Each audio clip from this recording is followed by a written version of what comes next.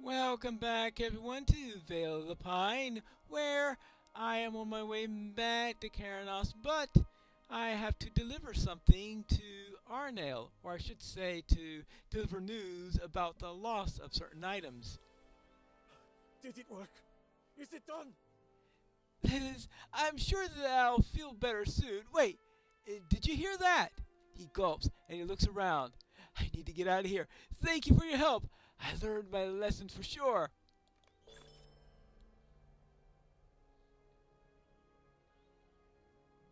Okay. Completed. Tales of Cardalon Advanced. Ooh. New deed. Tales of Cardalon Final. Yep. More quests to do. Really?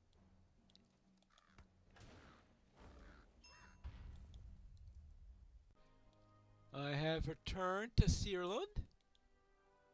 Someone or something called the Grey Fear, you say? I haven't heard of such a thing involved with the ruination of the Old Kingdom, but I'm no scholar. You should speak with Narndir, if you can find him. He always possessed a keen interest in the history of Cardaland, and was always to be seen writing in one of his many journals. Something in your expression brings Halloran to a halt, and he stares at you questioningly. Reluctantly, you tell him that Narndir was slain by Black Riders during the flight from Sarn Ford, and that Menelder and I discovered his body just off to the northwest of Hernet. I am very sorry to hear that, but especially for Meneldir. I know that they were close. Narndir never had a bad word to say about Menelder, even after he left us.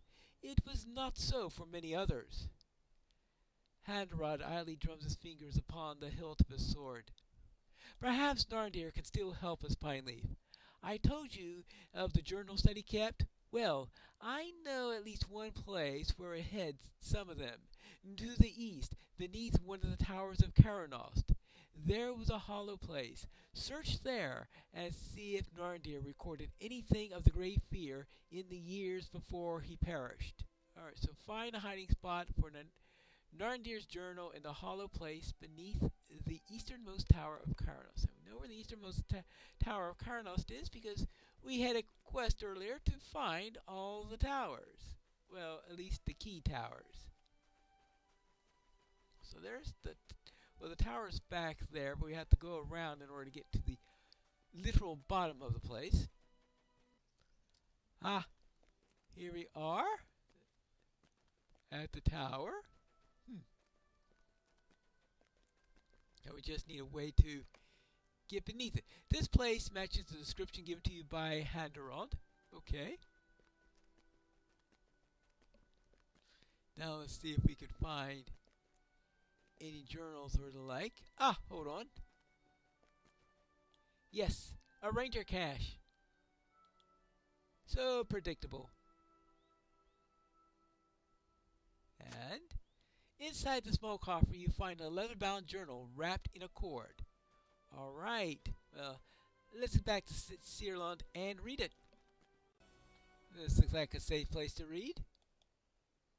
Now, let's see what it says.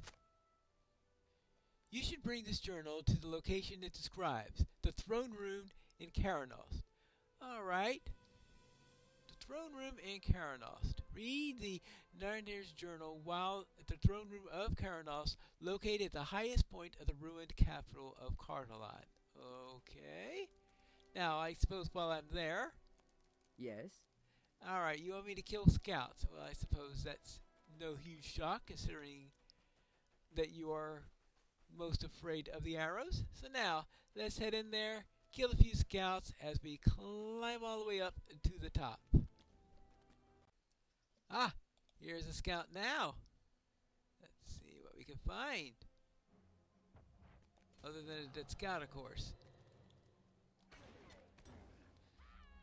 And we'll take care of you. Hey, that's a one bow. Oops. Got two. Hey, don't ask for Nazgul. I don't need another raid right now, alright?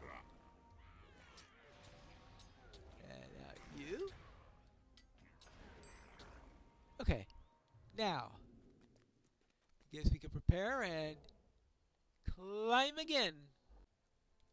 I am at the location to read the passage. First, though, I need to deal with the defiler. Maybe a couple more orcs also. And this one's even closer. There we are. Ooh.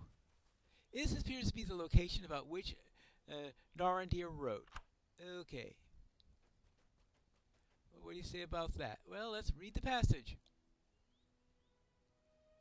Reading. The writing is so evocative that you can almost imagine King Tarandor II is there. Alright, and I guess this is King Tarandor II. You will think I have taken leave of my senses.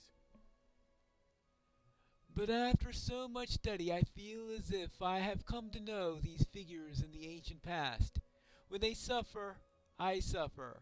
When they mourn, I mourn. And when they triumph, oh, no one could understand the joy I feel at their triumphs, few though they might have been in those dark years. And, well, really, I'm trying to read. Good grief. Orcs. Where was I? Oh, yes. I feel as if I know them. Amlath, the builder, once Prince of Cardolan and then later Prince of Arthanane at Fornost. Eldamekil, Prince of Ruidour, Kinslayer and Accursed. And Prince Tarandor, with whom I feel a close bond. The third and youngest son of King Erendur of Arnor was doubted not only by his brothers, but also by his own people. Those who lived in Cardolan during his rule, as Prince called him, Tarandor the Afterthought, but it was an epithet he would overmaster. When corrupt nobles promised plunder to the hill folk tribes in the south, if they rose up against the prince, he rode forth and vanquished the invaders. Tales of his valor grew, and Tarandor the Afterthought became Tarandor the Forthright, beloved by his people. Alright. You should bring the journal to location it describes at Amon Fearn. Haven't I been there before? This appears to be the path that is to the north of the ruins. So let's head up here. Actually, let's deal with this warg first. Then we'll head up the hill and find out what their story. This place is lousy with wargs. Well, we'll have to deal with that now. Ooh, shades. Dead Mount Shade. Soon it'll be a dead shade. It looks like the half-orcs are dealing with the shades. Well, I'll let those two fight each other and head on up the path. I think I need to go up this way.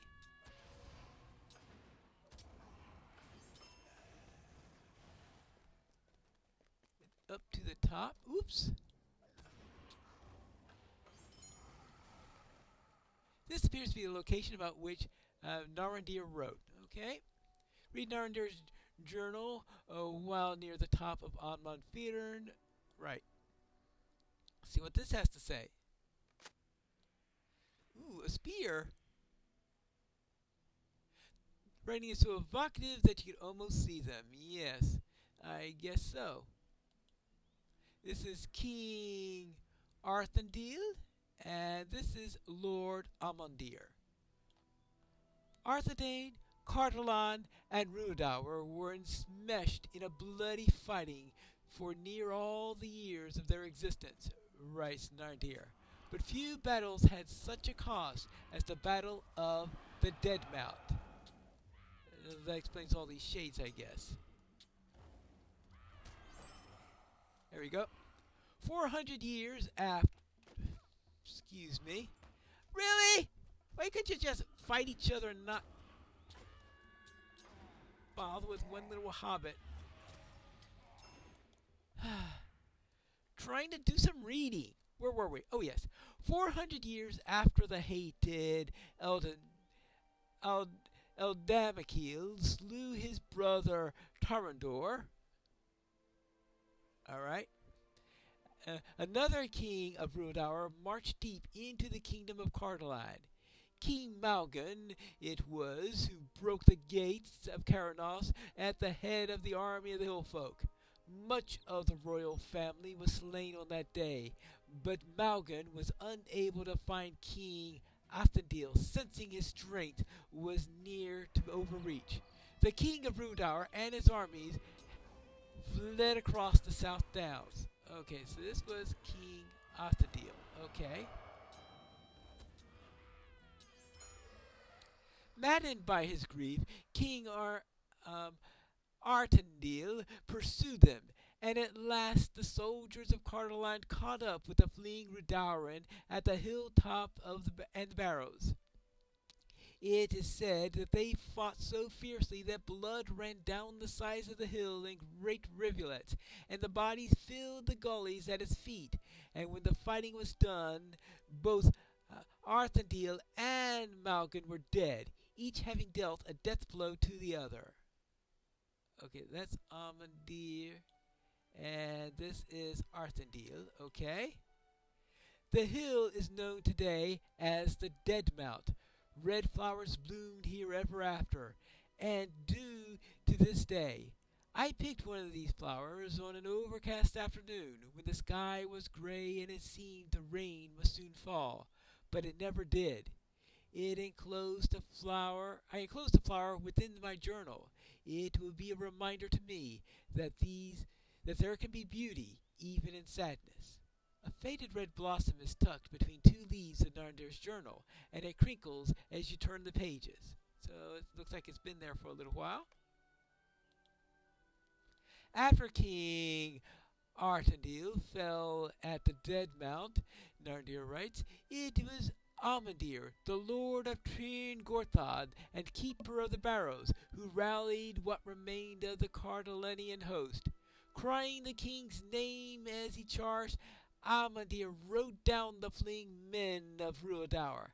The son of Malgan was captured and later ransomed, and a costly peace between the two kingdoms was purchased. The crown of Cardolan was offered to Amandir then, but he refused it. He would not name himself king, and instead he took the title of prince. He would rule from Dol Ernir as his court keep in turn. You quit doing that! It is on keep in turn Gorthad. Right. The primacy of Cardolan waned, and Elendil's line is now only held true in Arthedain. Amandir rode to Fornos to follow his fealty, and with the reunification of Arthedain and Cardolan beneath Archibald, the newly crowned Prince of Arnor, there was once again hope for the line of Elendil and the troubled kingdoms of the Dunedain. But it will not last, for there was a power behind Rudaur's evil, and it walked in secret. Read Narndir's journal while southeast reaches of Tird Gorthad. Okay. Another place I must enter. Ah, yes. It looks like Rengar has been waiting for me here. Hello again. The statue of Luilos is said to be among these ruins. Thank you for meeting me here. The statue of Lilith is said to be among these ruins. I dare not tread there myself, but you're certainly capable and will find far less danger, I'm sure. Please, look for the statue. Well, I will eventually find that. So I will look for that, though I suspect I got a few things to do before I reach there. What's this all about? Hello? Oh, hello there. Well, I need your help again. Oh, what's wrong now? Uh, That Molly says, "That's right, he does. This layabout lied to you, didn't he?" She nudges her grandson with her boot. He groans and nods vigorously. I forgot to give you one of the items that I borrowed from the tombs. I tried to return it. I really did, but, well, the spirits within it were so riled up that I can't enter the tomb to return it. Here, take it. I never want to see it again." Oh, boy. Oh, I wonder if he's more afraid of the spirits or his grandmother. Oh, well. Now, I can see why he's worried about spirits. So now, what do I gotta do here? I need to... I need to get rid of all sorts of dead things, it looks like. Barrow whites.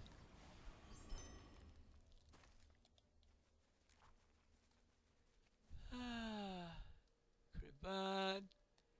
And I need to see. Return the stolen necklace. Okay, and read. Well, southeastern reaches of Tirn Gorthod, which I presume is where I'm in now. So where is? I thought I would be seeing Maneldir in the area when I was at the right spot. Really? Now you decide to attack?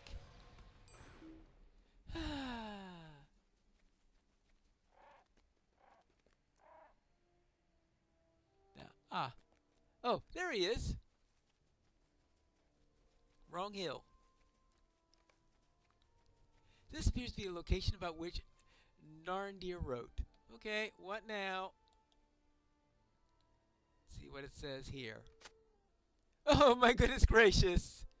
The writing is so evocative that you can almost imagine the horrors that are transpired. The Witch King? The Witch King of Angmar. After Hrudauer's most recent defeat, the armies of the Witch King required time to recover. During the time that they recovered, their evil master turned to sorcery to bedevil his enemies.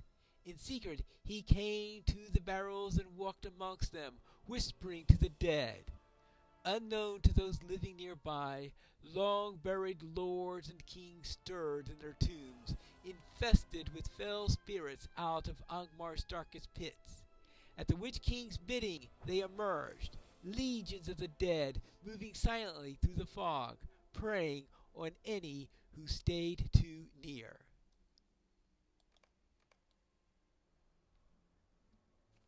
And Amandir. The plague of the dead worsened, and even the children of Cardolan were not safe from it. Countless children were stolen from their beds, or vanished from within otherwise sturdy and unyielding walls. Desperate to put an end to the nightmare, Prince Amandir set forth on a quest to find the cause of the dead's unrest. He was the Lord of Tirn Gorthod, after all, and keeper of the barrows. What had he to fear from the mist that settled upon the burial mounds? Was it not his people who were buried there? Were they not his own ancestors, his own kind, his own subjects? He didn't realize the bit about the fell spirits invading the corpses, I guess. If he could not ease the burden that restored the restful peace, who could? Even as I write this, I find myself hoping, beyond hope, that the Lord of Tirn Gorthod would put an end to it. But this has been my lifelong study, and I know how this tale ends. And it does not end with Amandir, for all his courage and his duty. Ooh. Prince Amandir disappeared amongst the barrows. He is never seen again. It is hard to listen to the words of my friend Nandir, and know he will write no more. I will keep this journal in memory of Narndir, and I would do so even had we no need of the knowledge that it contained within. Was never seen again, he reads. Turns the pages. He looks at you puzzled. What happened to the rest of Narndir's account? There are several pages missing here. Even if that is the end of Valmandir's story, there must have surely been more for Narndir to write. See, the account resumes here, beyond the missing pages. But what was removed? And who removed it? Interesting question.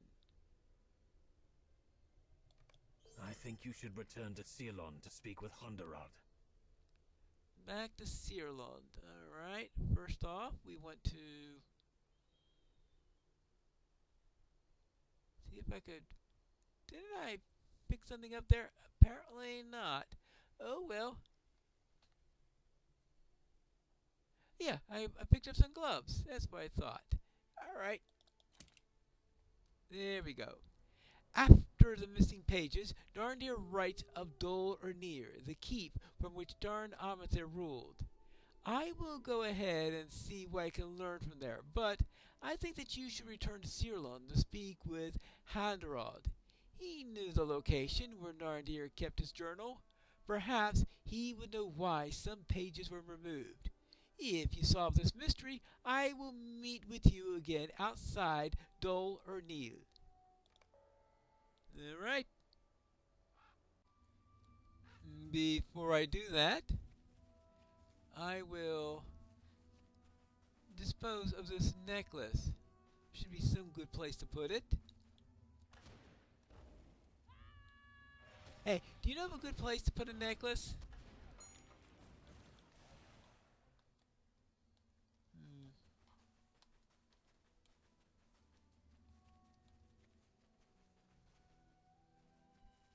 I would have thought that this would have been a good place, but it doesn't seem to feel quite like what I want to do.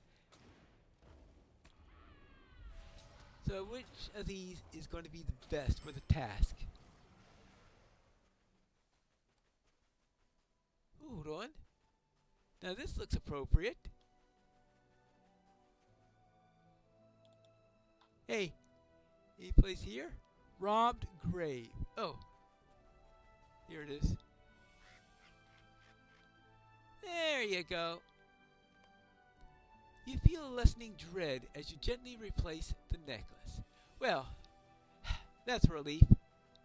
Now, I will meet you over at Ceylon when we return for the next episode of Vale of the Pine.